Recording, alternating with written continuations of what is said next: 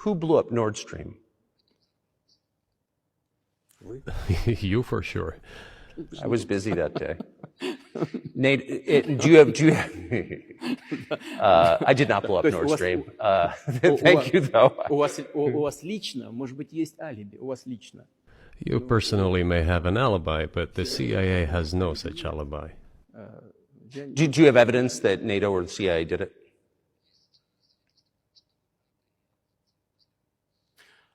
Знаете, You know, I won't get into details, but people always say in such cases, look for someone who is interested.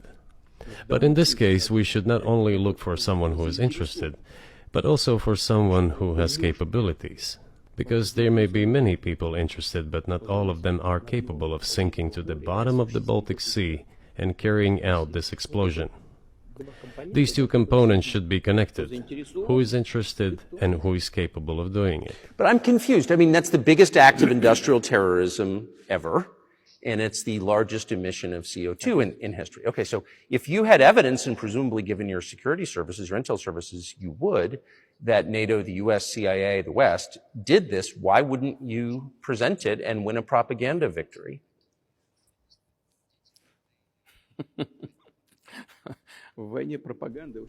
In the war of propaganda, it is very difficult to defeat the United States, because the United States controls all the world's media and many European media. The ultimate beneficiary of the biggest European media are American financial institutions. Don't you know that? So it is possible to get involved in this work, but it is cost prohibitive, so to speak. We can simply shine the spotlight on our sources of information, and we will not achieve results. It is clear to the whole world what happened, and even American analysts talk about it directly. It's true. Yes, but here's a question you may be able to answer. You worked in Germany, famously. The Germans clearly know that their NATO partner did this, and it damaged their economy greatly. It may never recover. Why are they being silent about it? That's very confusing to me. Why wouldn't the Germans say something about it? This also confuses me. But today's German leadership is guided by the interests of the collective West rather than its national interests. Otherwise, it is difficult to explain the logic of their action or inaction.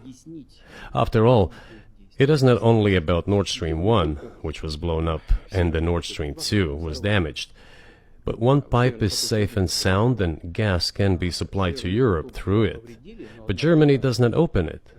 We are ready, please. There's another route through Poland, called Yamal Europe, which also allows for large flow. Poland has closed it, but Poland packs from the German hand. It receives money from the pan-European funds, and Germany is the main donor to these pan-European funds. Germany feeds Poland to a certain extent, and they close their route to Germany. Why? I don't understand. Ukraine, to which the Germans supply weapons and give money. Germany is the second sponsor of the United States in terms of financial aid to Ukraine. There are two gas routes through Ukraine. They simply closed one route, the Ukrainians. Open the second route and please get gas from Russia. They do not open it. Why don't the Germans say, look guys, we give you money and weapons, open up the valve, please, let the gas from Russia pass through for us. We're buying liquefied gas at exorbitant prices in Europe, which brings the level of our competitiveness and economy in general down to zero. Do you want us to give you money? Let us have the decent existence. Make money for our economy, because this is where the money we give you comes from. They refuse to do so. Why? Ask them. That is what is like in their heads. Those are highly incompetent people.